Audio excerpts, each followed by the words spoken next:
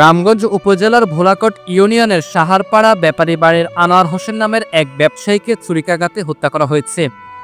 আমি মনে হয় এই দুনিয়াতে যাই, আমার ব্যস্ত আর পানের আর দরকার নাই।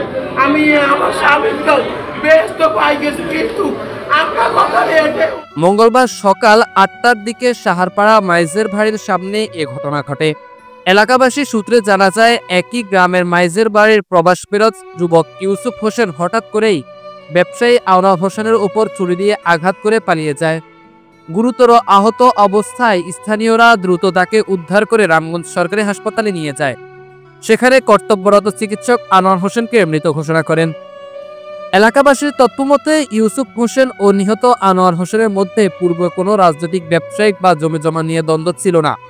হঠাৎ এই হত্যাকাণ্ডের পিছনে কি কারণ রয়েছে তা এখনো পরিষ্কার নয়। এ ঘটনায় এলাকায় শোক ও আতঙ্ক ছড়িয়ে পড়েছে। পুলিশ ঘটনাস্থল পরিদর্শন করেছে এবং ঘটনার প্রকৃত কারণ উদ্ঘাটনে তদন্ত শুরু করেছে।